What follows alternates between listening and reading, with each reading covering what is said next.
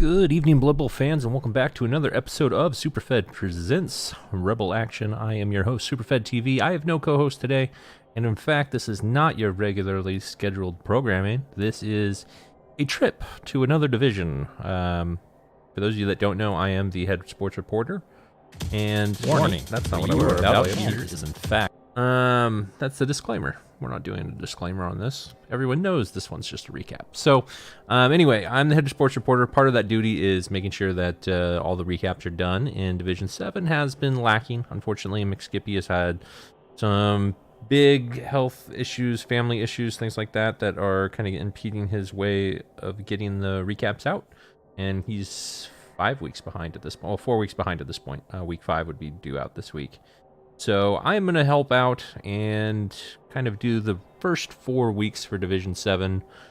Just kind of a catch up to this point. When McSkippy gets back, he should be able to kind of pick up from where I leave off. And he might even cover some of the ground that I'm going to be covering today. But I just want to make sure that something is out there for you guys. And for the rest of you that are not in Division 7, you have a look at what's going on here. So, I think the way I'm going to do this is actually starting with the leaderboard, working our way from the bottom up. Less Sucky Bloodsuckers actually dropped out. They had a rough start. I believe they lost 3 games in a row and had some personal matters to address, so they went ahead and dropped out. So they are in 14th place, and they didn't beat anyone. So the fact that they are the team that dropped out is actually of zero consequence when it comes to fairness and playoffs and all that kind of stuff. There were some TD differentials. They didn't lose every match by 1, but ultimately, in the grand scheme of things, no one's getting extra points here. And that's not a bad thing, necessarily. That's pretty good for the competition's sake. So, in 13th place, we have Flinging Fun, coached by Mr. Christie. And what can I tell you about these guys? They are a halfling team. They are currently sitting at 1100 TV with 1 draw and... that is it. 4 losses, but the biggest thing for them, and their TD differential right now is -9. They're getting some development in deaths, but Outcast 10 to 26. Let's go look at that team. The team here. You'll forgive me. I am just still not familiar with all the team logos yet. So Mr. Christie and his halfling team, he's got somewhat developed trees with grab and break tackle. Interesting second choice there. I guess it makes sense. You're not going to want to use guard too much, but I would think that maybe guard would be something to consider. Trees don't have a lot of good level ups if you don't roll doubles, but grab is definitely a good one. And this is a hell of a halfling. Both a cotton with blodge, sure hands, and sidestep. That is 2 doubles right off the bat. Gotta love that. Sancho Carrot is up next with Wrestle. Very good cage diving piece.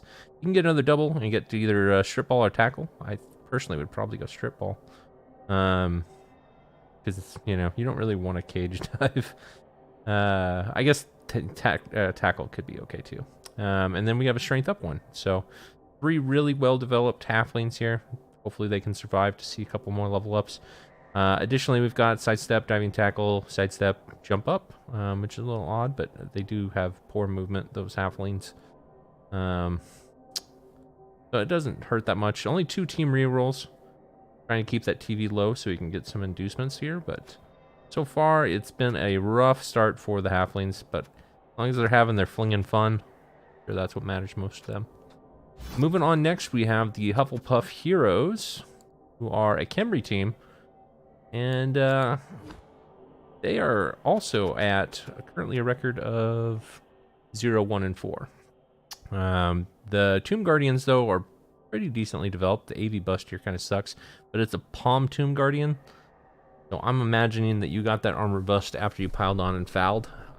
There is a case to be made for piling on as far as rushing your development, but you're usually sacrificing positioning in games to do it. So if your plan is to play Khemri at a higher TV and playing for next season, I guess I can see where you go with this, but I would probably start saving up to replace them. You know, the armor bust is going to be a big liability. Agi up, though, on 2 of your skeletons means that you're going to be actually one of the more reliable Khemri teams when it comes to playing the ball.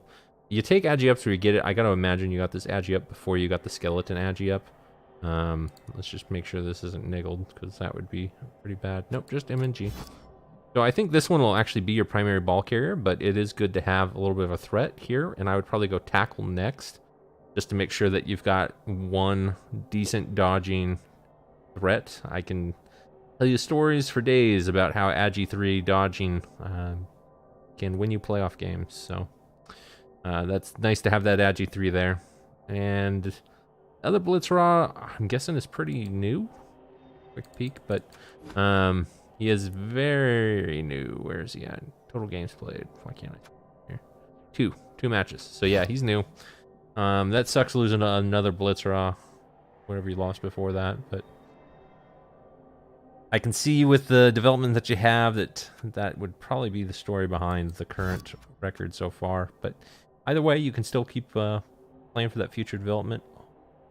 And the Hufflepuff Heroes, I'm sure, will be around next season to lay the hurt down. In the meantime, they can also play spoiler and do some serious damage to some of the other coaches in the division. Up next, we had, let's see.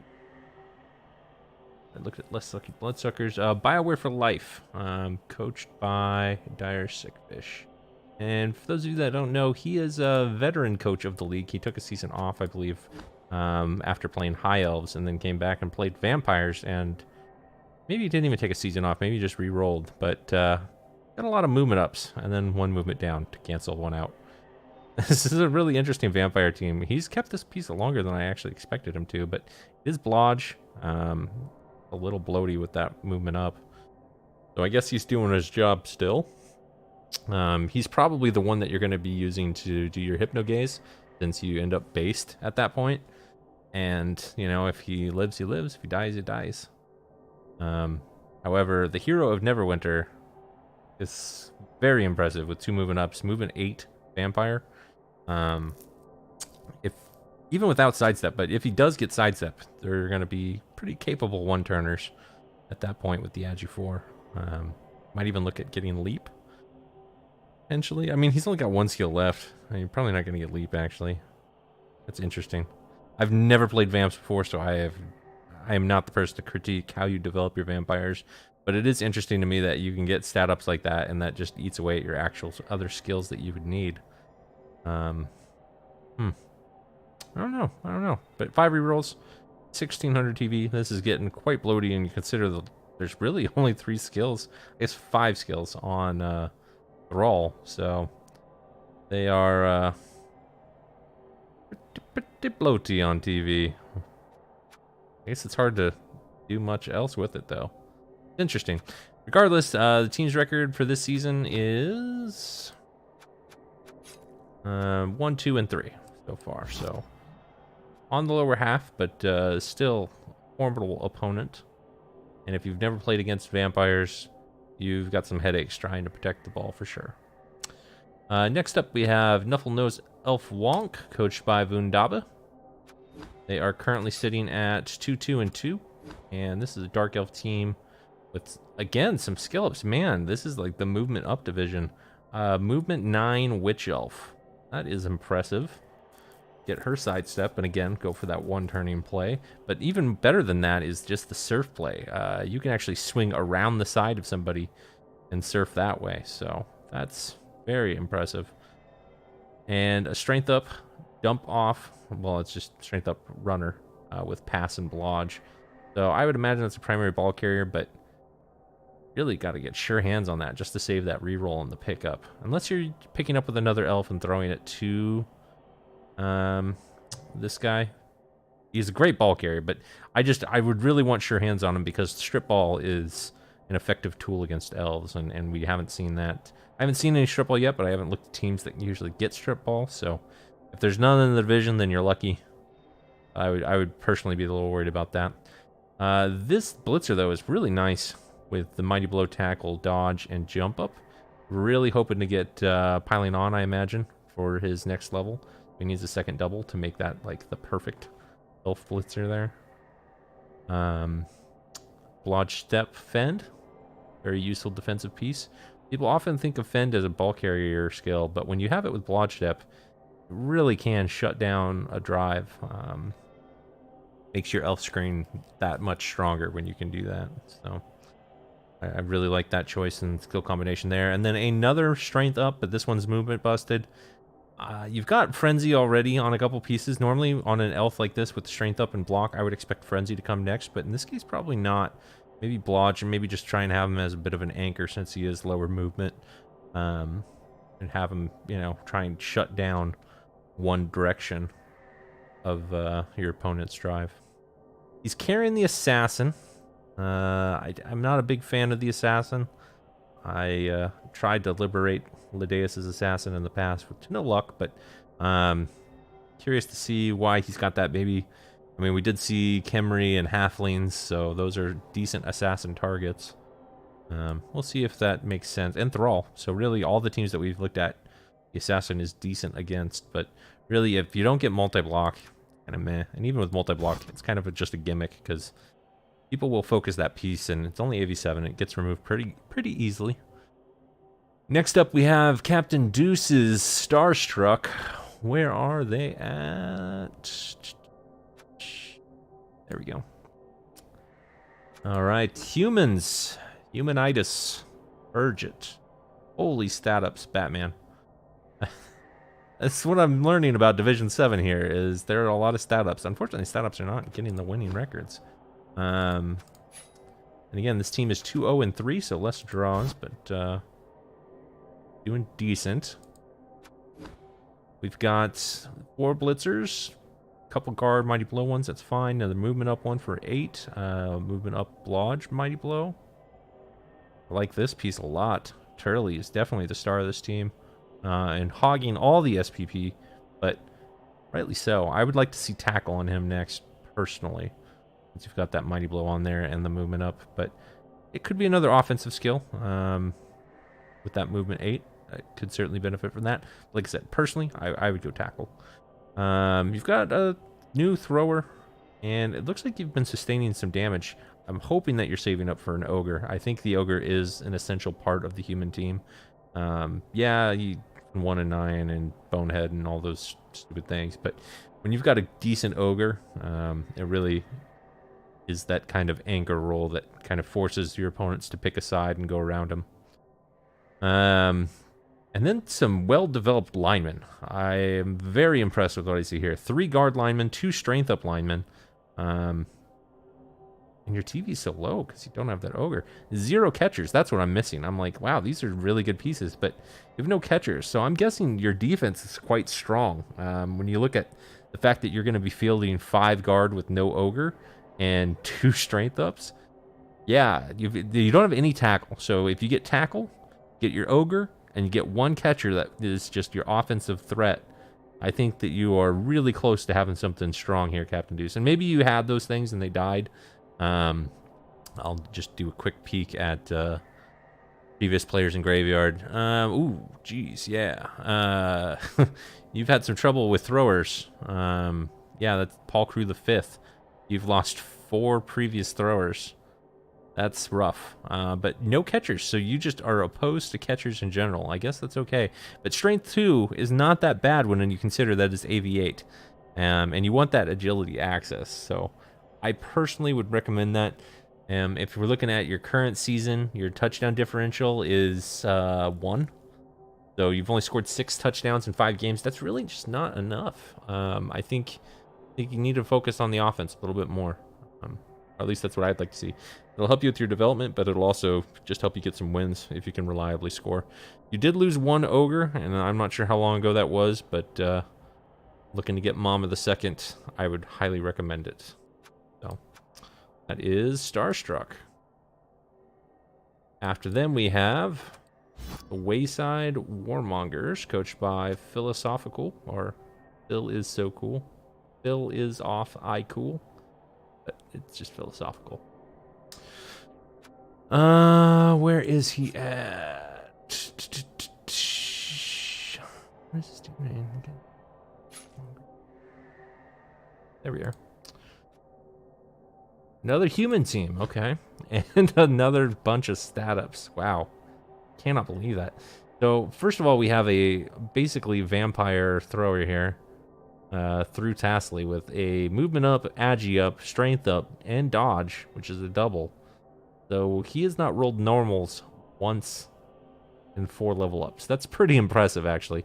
But he's bloaty as hell at 220k. This team does have an ogre with guard and break tackle. I'd like to see stand firm, just for the way that I use my ogres. Excellent killer piece, though. Wilbert Wonder doing all the things that a killer needs. Hopefully he gets jump up next and just be that perfect pure threat. We've got movement up, jump up. So maybe plans to make him a killer after that movement up, but we'll see. Jump up is still good, too, on a high movement piece like that because it can be an offensive threat. Just blitzers aren't usually the best offensive threats.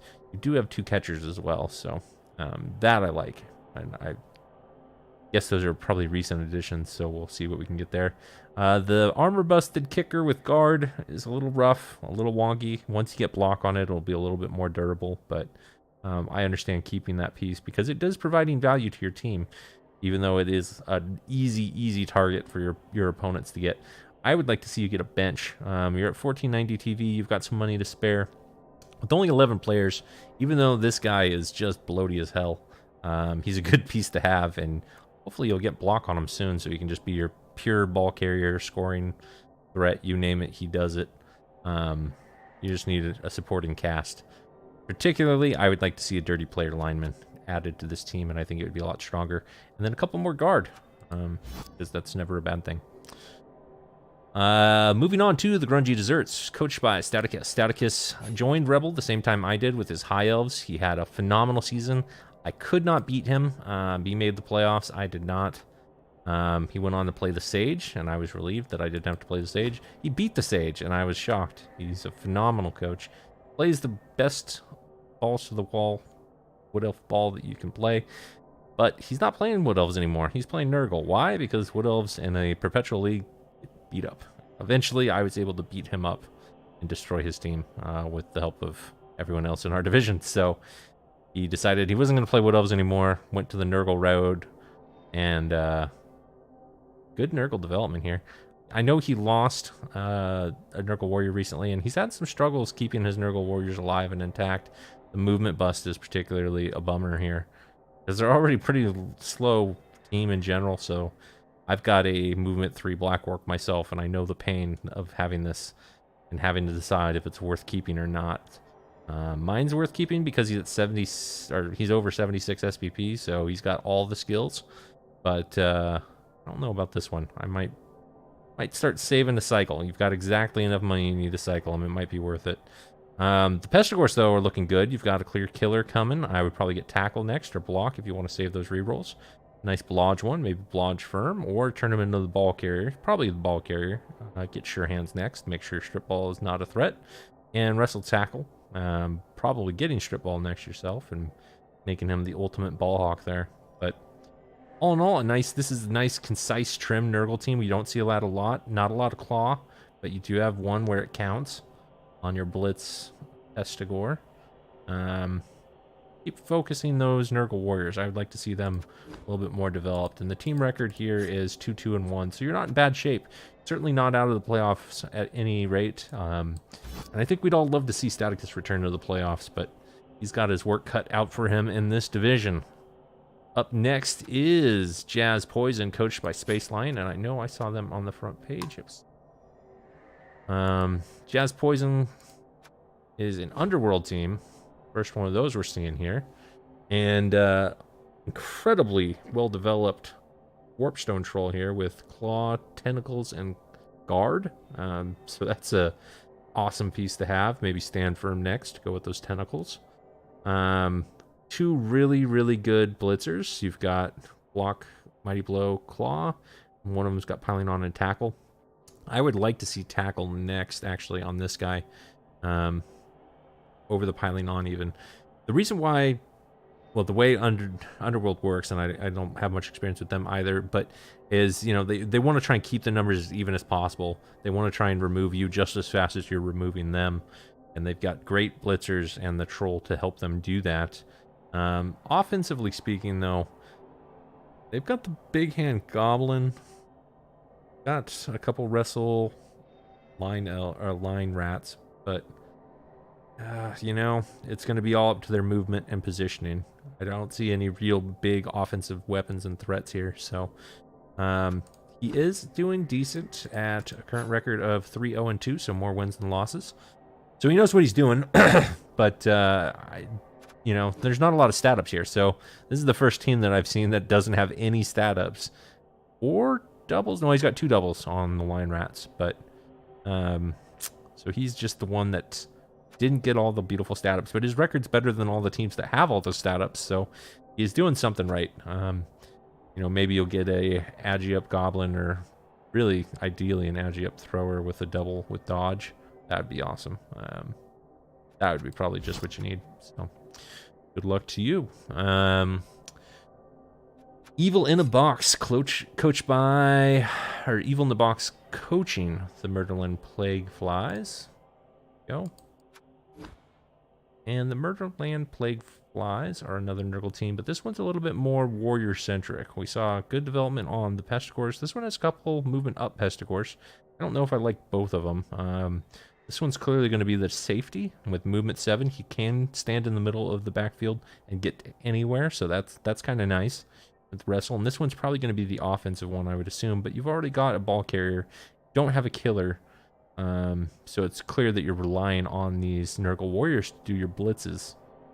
I would urge you to get a killer Pestigor.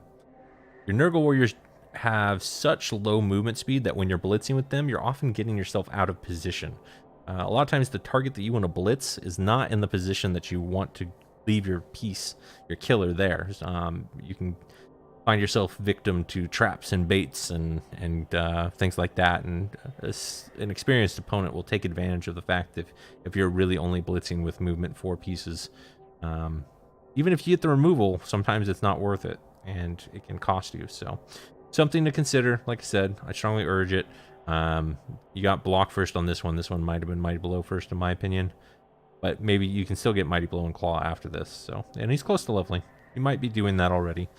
And you might have meant to get this one, and then you got the strength or the stat up and figured that you might as well take the stat up, and that's fine too. But just it's an observation of a potential weakness I see just looking at your team, which does have otherwise good development, and I think these guys are just great on the front line at getting removals. But I would not rely on them to make blitzes across the map. Moving on to the Doom Anvils.